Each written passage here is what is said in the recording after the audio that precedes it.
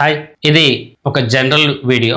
కొత్తగా ఈ ఛానల్లోకి లేదా ఈ వీడియో చూస్తే ఇది మీకు కొంతవరకు ఇబ్బందికరంగా ఉంటుంది. కానీ ఒకవేళ investments, wealth creation, investment bankers, తర్వాత అనలిస్టులు అంటే ఎవరు, ఇవన్నీ తెలుసుకోవాలని ఆసక్తి ఉంటే ఈ వీడియోని చివరి వరకు చూసే ప్రయత్నం చేయండి. ఇక్కడ కొన్ని కీ పాయింట్స్ నేను చెప్తాను. ఇదివరకు ఎవరికైతే నేను తెలుసు లేదా నేను ఇచ్చిన అనాలిసిస్ తెలుసో వాళ్ళకి ఇది బాగా అర్థమవుతుంది. రీసెంట్గా ఈనాడులో ఒక ఆర్టికల్ వచ్చిందండి. ఇన్వెస్ట్మెంట్ బ్యాంకర్స్కి లేదా ఫైనాన్షియల్ అనలిస్టులకి శాలరీస్ ఎలా ఉంటాయని చెప్పి ఒక ఆర్టికల్ అయితే వచ్చింది.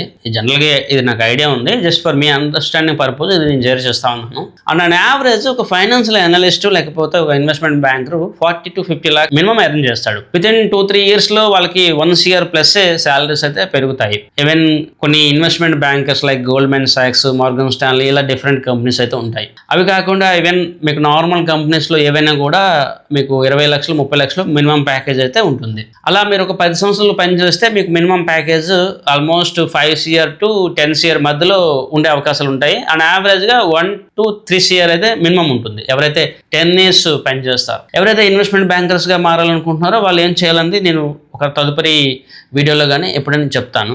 ఇన్వెస్ట్మెంట్ బ్యాంకర్గా లేకపోతే ఫైనాన్షియల్ ఎక్స్పర్ట్స్గా ఒకవేళ ఎవరైతే కొత్తగా మార్కెట్లోకి వచ్చేవాళ్ళు కానీ ఫైనాన్షియల్ మార్కెట్లోకి వచ్చేవాళ్ళు కానీ ఉంటే వాళ్ళకి నేను ఒక వీడియో అయితే త్వరలో చేయబోతూ ఉన్నాను. సరే, దాన్ని పక్కన పెడితే ఇప్పుడు నేను లాస్ట్ 15 yearsగా ఈ మార్కెట్లో ఉన్నాను. చిన్న స్థాయి నుంచి డిఫరెంట్ కంపెనీస్లో వర్క్ చేస్తూ 15 సంవత్సరాలుగా full time stock market and investment సంబంధించి ఫుల్ టైం ఇక్కడే ఉన్నాను. రోజుకి 5 నుంచి 6 గంటలు మార్కెట్ సంబంధించి అప్డేట్ చూడడము, అర్థం చేసుకోవడం ఇవే జరుగుతున్న ప్రాసెస్.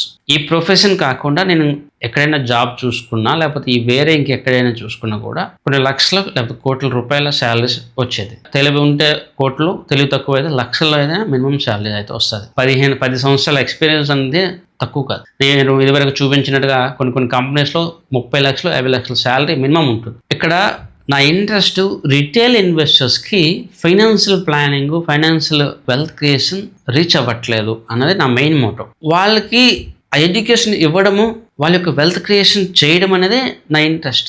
ఇక్కడ ఈ ప్రాసెస్లో ఇండివిజువల్గా మేము కూడా సర్వైవ్ అవ్వాలి, కంటిన్యూ అవ్వాలి. ఇది కమిషన్ అనుకోనియండి, ఛార్జెస్ అనుకోనియండి, పేమెంట్ అనుకోనియండి, ఏదైనా కూడా కస్టమరే బేర్ చేయాల్సి వస్తుంది. ఎందుకంటే ఒక ఫ్రీలాన్సర్గా వర్క్ చేసేటప్పుడు లేదా ఒక మార్కెటింగ్ పర్సన్గా వర్క్ చేసేటప్పుడు, ఒక పర్సన్గా వర్క్ చేసేటప్పుడు customer has to pay the money.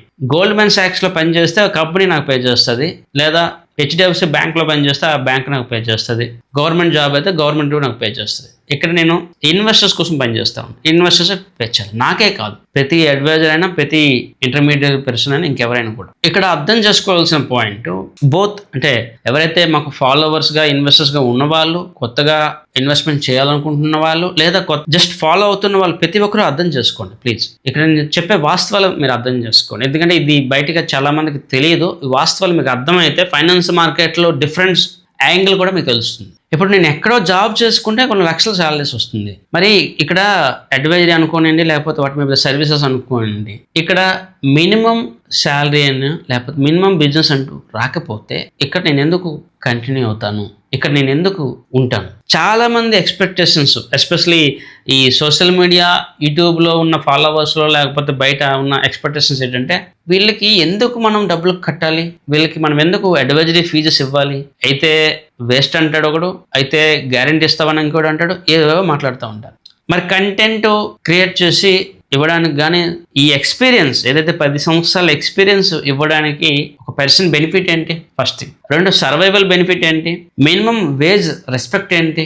ఇప్పుడు చిరంజీవి గారు ఒకప్పుడు ఫ్రీగా పనిచేశారు, ఒకప్పుడు తక్కువ డబ్బులు కూడా పనిచేస్తారు. మరి ఈరోజు తక్కువ డబ్బులు పనిచేస్తారా, ఫ్రీగా పనిచేస్తారా అంటే ఎంత సినిమా బాగోలేకపోయినా, ఎంత ఫిల్మ్ వర్కౌట్ కాకపోయినా మినిమం పేమెంట్ అంటూ ఉంటుంది. అది వాళ్ళ యొక్క పెర్ఫార్మెన్స్. అలానే డిఫరెంట్ ఒక స్పోర్ట్స్ మ్యాన్ ఆ రోజు ఆ గేమ్లో వాళ్ళు ఫెయిల్ అయిపోతారు, సక్సెస్ కాదు, వాళ్ళకి పేమెంట్ ఆపేస్తారా అంటే ఆపరు. అఫ్కోర్స్ వాళ్ళ పెర్ఫార్మెన్స్ అనేది ఎప్పుడు కూడా వాళ్ళ యొక్క ఫ్యూచర్ని డిసైడ్ చేస్తుంది. అలానే మా యొక్క పెర్ఫార్మెన్స్ ఎప్పుడు కూడా మా ఫ్యూచర్ని డిసైడ్ చేస్తుంది. కన్సిస్టెన్సీగా సక్సెస్ఫుల్ రిటర్న్స్, ప్రాఫిట్స్ చూపిస్తేనే కస్టమర్స్ మాతో పాటు ట్రావెల్ చేస్తారు. అలాంటప్పుడు నేను ఎప్పుడు కూడా కస్టమర్కి బెటర్ రిటర్న్స్ ఇవ్వాలనే ప్రయత్నం చేస్తాను. సక్సెస్ఫుల్గా వాళ్ళ యొక్క వెల్త్ క్రియేషన్ కంటిన్యూ అవ్వాలనే ప్రయత్నం చేస్తాను. అంతేగాని ర్యాండమ్ గా వచ్చి పోర్ట్ఫోలియో నాశనం చేసి వెళ్ళిపోవాలనే ఉద్దేశం నాకైతే ఉండదు. మార్కెట్ తో కంపేర్ చేసుకుంటే ఎప్పుడు కూడా బెటర్ పెర్ఫార్మెన్స్ ఈ రోజు వరకు ఇస్తాను కూడా. దాన్ని పక్కన పెడితే చాలా ఇంపార్టెంట్ క్వశ్చన్ నేను అడగదలుచుకున్నాను. ఇప్పుడు ఎంత శాలరీ ఇద్దాం అనుకుంటున్నారు, లేదా ఎంత పే కరెక్ట్ అని మీరు అనుకుంటా ఉన్నారు? ఇప్పుడు నాలాంటి వ్యక్తికి కానీ, లేకపోతే మార్కెట్లో ఎవరైతే సక్సెస్ఫుల్గా జెన్యున్గా ఉన్న వ్యక్తులు ఎవరైతే ఉన్నారో వాళ్ళకి ఎంత శాలరీ అయితే లేదా ఎంత ఇన్కమ్ ఇస్తే బాగుంటుందని మీరు అనుకుంటా ఉన్నారు చెప్పండి. ఎందుకు ఈ మాట అంటున్నాను కూడా చెప్తాను. నేను జాబ్ కాకుండా జాబ్ సాటిస్ఫై చేసి ఇక్కడికి వచ్చి ఈ మార్కెట్లో ఉండిపోయాం. వేరే కంపెనీకి వెళ్ళే వ్యక్తి మీకు అనాలిసిస్ ఇవ్వడు. ఆ పాయింట్ మంది ఛాలెంజ్ చేస్తా ఉన్నాను. ఈవెన్ నేను లాస్ట్ టైం కూడా ఛాలెంజ్ చేశాను. 29 జనవరి రోజు మనం ఇచ్చిన అనాలిసిస్ ఇంకెవరైనా ఇచ్చారా?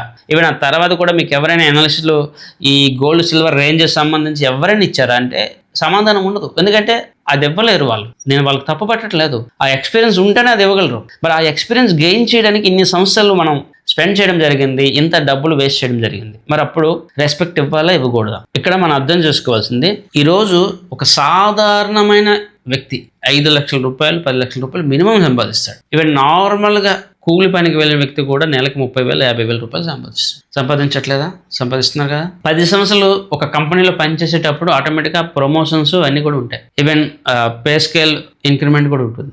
నేను గోల్డ్ సిల్వర్ సంబంధించి కానీ లేకపోతే ఇచ్చిన చాలా అనాలిసిస్ ఒక ఇన్వెస్ట్మెంట్ బ్యాంకింగ్ కంపెనీ కూడా మీకు ఇవ్వదు. కొన్ని కంపెనీలో కొన్ని 100 కోట్లు ఇన్వెస్ట్మెంట్ చేస్తాయి. సరైన అనాలిసిస్ తీసుకుంటే కొన్ని 100 కోట్లు సంపాదిస్తాయి. అండ్ రిటైల్ పీపుల్ కూడా చాలా మంది రీసెంట్ టైమ్స్ లో మీరు చూసారు, సిల్వర్లో 50 లక్షల కోట్ల రూపాయలు పెట్టిన వాళ్ళు కూడా, ఇన్వెస్ట్మెంట్ చేసిన వాళ్ళు కూడా ఉన్నారు. వాళ్ళందరూ ఒకే రోజు 50% పోగొట్టుకున్నారు. అలా 100 మంది అయితే 100 కోట్ల లాస్, 1000 మంది అయితే 1000 కోట్ల లాస్. అక్కడ సరైన గైడెన్స్ ఎడ్యుకేషన్ లేదు, ఆ సిస్టమ్ లేదు. మరి అలాంటి సిస్టమ్ కావాలి అంటే ఆ సిస్టమ్ని మనం పే చేయాలి కదా. ఇక్కడ నేను పేమెంట్ ఫీజెస్ అంటే చాలా మందికి నొప్పి కలుగుతుంది, బాధ కలుగుతుంది. కానీ ఒక విషయం, ఒక నాలెడ్జ్ పర్సన్కి ఫీజెస్ పే చేయకపోతే సిస్టమ్ కంటిన్యూ కాదు, సిస్టమ్ ఉండదు. కొంతమందికి అడ్వైజరీ సర్వీసెస్ తీసుకోవడం ఇష్టం ఉండకపోవచ్చు, కొంతమందికి ఫీజెస్ పే చేయడం ఎందుకని అనిపిస్తూ ఉంటుంది. అదే వ్యక్తి తప్పుడు నిర్ణయాల వల్ల లక్షల కోట్లు పోగొట్టుకుంటూ ఉంటాడు, ఇంకా పోగొట్టుకునే ఉంటారు. అది కరెక్టా? ఒక సర్వీసెస్ తీసుకొని లాంగ్ టర్మ్ వెల్త్ క్రియేషన్ చేయడం కరెక్టా? అది కాకుండా రెండో పాయింట్ నేను చెప్తా ఉన్నాను. ఇప్పుడు పెద్ద ఎంఎన్సీ కంపెనీలో వచ్చిన శాలరీస్, లేకపోతే నార్మల్గా వచ్చిన కంపెనీస్లో 20 లక్షలు 30 లక్షలు మినిమం శాలరీస్ ఉంటాయి. అలాంటప్పుడు నాలాంటి వ్యక్తి సక్సెస్ఫుల్ అనాలిసిస్ అయితే ఇస్తా ఉన్నారు కదా, అనాలిసిస్ ఫెయిల్యూర్ అయితే అవ్వట్లేదు కదా, అన్నీ సక్సెస్ అవుతుంది కదా ఆల్మోస్ట్. మరి అలాంటి వ్యక్తికి ఎంత ఫీజు పే చేస్తారు? ఎంత ఫీజెస్ పే చేయాలి? నా ఇన్కమ్ ఎంత ఉండాలి మినిమం? అంటే మినిమం టు మినిమం మా బిజినెస్ మెయింటెనెన్స్ కాస్ట్ 10 లక్షల రూపాయలు. శాలరీస్ ఇవన్నీ చూసుకుంటే ఇంకో 10 20 లక్షలు 30 లక్షల రూపాయలు మినిమం ప్రయాణం ఉండాలి. మినిమం 20 లక్షలు 30 లక్షలు ప్రయాణం ఉండాలి. మీరు అనుకుంటున్నారా కొన్ని 100 మంది వచ్చేసి ఫీజెస్ పే చేసేస్తారని అనుకుంటున్నారా? మీరు అలా జరగదు. ఇన్వెస్టర్స్కు ఫీజెస్ పే చేయడం ఇష్టం ఉండదు. That is the challenged thing. అదొక ఛాలెంజ్ మాకు. ఫీజెస్ పే చేసిన చాలా మంది expectations monthly revenue, monthly profits, short term profits మీదే దృష్టి పెట్టుకుంటారు. లాంగ్ టర్మ్ ఉండాలని చాలా మంది అనుకోరు. ఆ కారణం వల్ల జాయిన్ అయిన వాళ్ళు చాలా మంది ఎక్కువ సంవత్సరాలు ట్రావెల్ చేయరు. ఇంకొక వేరే ప్రాబ్లం నేను ఎప్పుడు చెప్తా ఉంటాను, సరైన టైంలో మంచి ఛాన్స్ వచ్చేటప్పుడు ఇన్వెస్ట్మెంట్ చేయండి, అగ్రెసివ్గా ఇన్వెస్ట్మెంట్ చేయండి అని చెప్పినా కూడా చాలా మంది ఇన్వెస్ట్మెంట్ చేయరు. ఆ కారణం వల్ల వాళ్ళు ఏఎం అనేది ఎక్కువగా గ్రో అవ్వదు. ఈ డిఫరెంట్ రీజన్స్ వల్ల మా మినిమం మెయింటెనెన్స్ బిజినెస్ కానీ రెవెన్యూ కానీ జనరేట్ కాదు. అలాంటప్పుడు బిజినెస్ అనేది కంటిన్యూ చేయడం లేదా సర్వీసెస్ కంటిన్యూ చేయడం అంటే అంత ఈజీ కాదు. ఎందుకంటే ఈ వాస్తవాలు మీరు అర్థం చేసుకోవాలి. This is the reason. నేనే కాదు, మీకు మార్కెట్లో అనలిస్టులు ఉండలేరు. ఎందుకంటే sufficient payment, sufficient members, sufficient AM ఉండదు. మీరు యూట్యూబ్లో చాలా ఛానల్స్ చూస్తూ ఉంటారు. అల్టిమేట్గా 3 జరుగుతూ ఉంటాయి. అయితే ఏదో కోర్సు అమ్ముకోవాలి, బఠానీ కోర్సు, ఆప్షన్ ట్రేడింగ్ కోర్సు, ఏదో ఒక కోర్సు పేరు పెట్టుకొని జనాల్ని మోసం చేస్తేనే డబ్బులు వస్తాయి. 2 బ్రోకరేజ్ జనరేట్ చేయాలి లేదా యాడ్సెన్స్ రెవెన్యూ జనరేట్ చేసుకోవాలి. AdSense revenue in the sense ఎక్కువ మంది ఆడియన్స్ ఉంటే, తర్వాత స్టాక్ బ్రోకరేజ్ ఉంటే, లేదా ఇంకేదో బెనిఫిట్ ఉంటే చాలా మంది రెవెన్యూ సంపాదించగలరు. అది కూడా డిఫరెంట్ బ్యాక్ అండ్ మిస్టేక్స్ అవన్నీ జరుగుతూ ఉంటాయి. ఆఫ్లైన్లో ఉన్న వ్యక్తి ఎవరైతే ఇప్పుడు ఈరోజు యూట్యూబ్లో వీడియో చేస్తే నేను ఆన్లైన్, వీడియో చేయకపోతే ఆఫ్లైనే కదా. మరి ఆఫ్లైన్లో ఉన్న వ్యక్తికి రెవెన్యూస్ ఏముంటాయి? ఆబ్వియస్లీ కస్టమర్సే పే చేయాలి. కస్టమర్స్ ఎప్పుడు కూడా ఫీజెస్ ఎందుకు పే చేయాలి అని చెప్పేసి వీళ్ళు ఆలోచన చేస్తూ ఉన్నారు. కానీ తర్వాత ఏం జరుగుతూ ఉంది, ఏవైతే మంచి అనాలిసిస్ రావాలో, లేకపోతే ఏవైనా ప్రాబ్లమ్స్ ఇలాంటి సిల్వర్ లాంటి ప్రాబ్లమ్స్ వస్తాయో అలాంటి సిచ్యువేషన్స్లో జనాలకు ఏం చేయాలో తెలియట్లేదు. కొన్ని లక్షల కోట్లు పోగొట్టుకుంటూ ఉన్నారు. ఇక్కడ నాకు మీరు ఎంత ఫీజెస్ ఇస్తూ ఉన్నారో లేకపోతే ఇంత ఇవ్వండి అని చెప్పి నేను డిమాండ్ చేయట్లేదు. నేను చెప్తున్నాను వాస్తవాలు మీరు అర్థం చేసుకోండి. ఎప్పుడైతే అనలిస్ట్ లేదా ఈ ఎక్స్పర్ట్స్ హెల్దీగా ఇన్కమ్ అరేంజ్ చేస్తూ ఉంటాడో, ఎప్పుడైతే వీళ్ళకి రెస్పెక్ట్ దొరుకుతుందో వాళ్ళు సస్టైన్ అవుతారు మార్కెట్లో. వాళ్ళ వల్ల మీకు అనాలిసిస్ లభిస్తుంది. ఇప్పుడు నేను మీకు డైరెక్ట్ కాంట్రాక్ట్లో ఉన్నాను కాబట్టి మీకు ఇన్ఫర్మేషన్ షేర్ చేస్తూ ఉన్నాను. నేను ఇంకో కంపెనీలోకి వెళ్ళిపోయి అక్కడ ఎంప్లాయ్గా ఉంటే అక్కడ కంపెనీలో నాకు టైం సరిపోతుంది, మీకు అనాలిసిస్ ఇచ్చే టైం నాకు ఉండదు. దానివల్ల ఎవరైతే జెన్యున్గా వెల్త్ క్రియేషన్ చేయాలనుకుంటున్నారో వాళ్ళందరికీ ఈ క్వాలిటీ అనాలిసిస్ అనేది రాదు కూడా. నేను చెప్పింది చాలామందికి తప్పుగా అనిపిస్తుంది, కానీ కొద్దిగా లాజికల్ బ్రెయిన్ ఉండే వాళ్ళకి, కొద్దిగా స్టాక్ మార్కెట్ 5 సంవత్సరాలు 10 సంవత్సరాలు కొద్దిగా ఐడియా ఉన్న వాళ్ళకి నేను ఎంత క్లియర్గా మాట్లాడుతున్నారో అర్థం చేసుకోగలరు. ఓన్ ట్రేడింగ్ పేరుతో స్టాక్ మార్కెట్లోకి వచ్చి పోర్ట్ఫోలియోని నాశనం చేసేవాళ్ళు, గ్రీడీగా గోల్డ్ సిల్వర్లో కానీ ఆప్షన్ ట్రేడింగ్లో లక్షల కోట్లు పోగొట్టుకునే వాళ్ళు డిఫరెంట్ పీపుల్ ఉంటారు. నేను అందరినీ తప్పు పట్టట్లేదు, అందరినీ ఇచ్చేయట్లేదు. కానీ మీరు వెల్త్ క్రియేషన్లో ఎక్కువ మొత్తంలో సంపాదించాలి అంటే మీకు అనాలిసిస్ అనేది ఇంపార్టెంట్. అనాలిసిస్ అనేది మీ ఒక్కరు ఫీజెస్ పే చేసినంత మాత్రం కూడా ప్రాబ్లం సాల్వ్ కాదండి. ఇంకోటి కూడా చెప్తా ఉన్నాను, చాలామంది ఇప్పుడు మేము ఫీజెస్ పే చేస్తున్నామండి, సత్య సంతోష్ వీళ్ళు సస్టైన్ అని అనుకుంటారు. ఇప్పుడు 10 మంది 10,000 పే చేస్తే 1,00,000 అవుతుంది. సత్య సంతోష్ సస్టైన్ అవ్వాలంటే అక్కడ 20-30 లక్షలు బిజినెస్ ఏం ఉండాలి. ఇక్కడ ఎవరిని కూడా నేను అడుక్కోవట్లేదు, ఇక్కడ ఎవరు కూడా బిజినెస్ ఇవ్వమని రిక్వెస్ట్ చేయట్లేదు. కానీ వాస్తవాలు మీకు అర్థం కావాలని చెప్తా ఉన్నాను. మీకు మార్కెట్లో అసలు అనాలిసిస్ ఇచ్చే ఫిల్మ్స్ కానీ పర్సన్స్ కానీ లేరు, తగ్గిపోయారు. లాస్ట్ ఇయర్ ఆల్మోస్ట్ 100 పీపుల్ మార్కెట్ని వదిలి వెళ్ళిపోయారు. సెబీ రిజిస్టర్డ్ అడ్వైజర్స్ నేను చెప్తున్నాను, బయట వాళ్ళు కాదు. ఎందుకు లేరు అంటే సఫిషియెంట్ బిజినెస్ రావట్లేదు, కంటిన్యూటీ లేదు. అక్కడ అఫ్కోర్స్ సెబీ తప్పు కూడా చాలా ఉంది, ఇందులో గవర్నమెంట్ తప్పు కూడా చాలా వరకు, అది వేరే విషయం. కానీ అన్నింటికన్నా ముఖ్యమైనది కస్టమర్స్. నా ఎక్స్పీరియన్స్ని, నాలాంటి పర్సన్స్ యొక్క ఎక్స్పీరియన్స్ని రెస్పెక్ట్ ఇచ్చుంటే మంచి అనలిస్టులు మార్కెట్లో ఉండేవాళ్ళు కదా. ఎందుకు ఈ కస్టమర్స్, ఎందుకు ఈ బాధ అని చెప్పి వాళ్ళు వేరే కంపెనీలకు వెళ్ళిపోతూ ఉన్నారు, వేరే కంపెనీలో జాబులు చేసుకుంటూ ఉన్నారు. హ్యాపీ, వాళ్ళకి అది హ్యాపీ. ఇప్పుడు నాలాంటి వాడు ఏదో డెడికేటెడ్గా ఇక్కడ ఉండాలి, డెడికేటెడ్గా ఇక్కడ నేను ఏదో 10 మందికి ఉపయోగం చేయాలని చెప్పి ఏదో ఆలోచన చేస్తా ఉన్నాను తప్ప అందరికీ అవసరం లేదు కదా. ఇంత ఛాలెంజ్డ్గా ఇంత రిస్క్ చేసి ఈ బిజినెస్లో ఉండవలసిన అవసరం లేదు. హ్యాపీగా వేరే కంపెనీలోకి వెళ్ళిపోతే మినిమం 30 లక్షలు 50 లక్షలు శాలరీ వస్తుంది. 10 సంవత్సరాల ఎక్స్పీరియన్స్ అంటే ₹1,00,000 మినిమం శాలరీ ఉంటుంది. జనాల దగ్గర ఈ విధంగా తక్కువగా అవ్వాల్సిన అవసరం ఎవరికీ ఉండదు, నాకే కాదు ఎవరికీ ఉండదు. అది మీకు అర్థం కావాలని ఇవన్నీ చెప్తా ఉన్నాను. మీకు ఇష్టం ఉండే సర్వీసెస్ తీసుకోండి, లేకపోతే మానేయండి, అది వేరే విషయం. కానీ అనలిస్టులకి ఫీజెస్ ఇవ్వాలని చెప్పే ఒక తప్పుడు అభిప్రాయం ఏదైతే ఉందో అది మానుకోండి దయచేసి. ఇక్కడ ఈ బిజినెస్ కంటిన్యూ అవ్వాలి అంటే we have to survive. Business operations అయినా కూడా, ఈవెన్ లైవ్లీహుడ్ కోసం అయినా కూడా, ఈవెన్ మినిమం కంపన్సేషన్ లేకపోతే మినిమం ఫీజెస్ అంటే ఒకటి ఉంటుంది కదా సిస్టమ్. ఇప్పుడు నేను ఇచ్చిన అనాలిసిస్ మీకు ఆల్మోస్ట్ ఎప్పుడు కూడా ఇవ్వలేదు. నేను ఇచ్చిన అనాలిసిస్కి ఏదైనా ఒక ఎంఎన్సీ కంపెనీ కానీ ఒక ఇన్వెస్ట్మెంట్ బ్యాంకర్కి తెలిస్తే కొన్ని కోట్ల శాలరీ ఇస్తాడు, డెఫినెట్లీ వాడు ఇస్తాడు.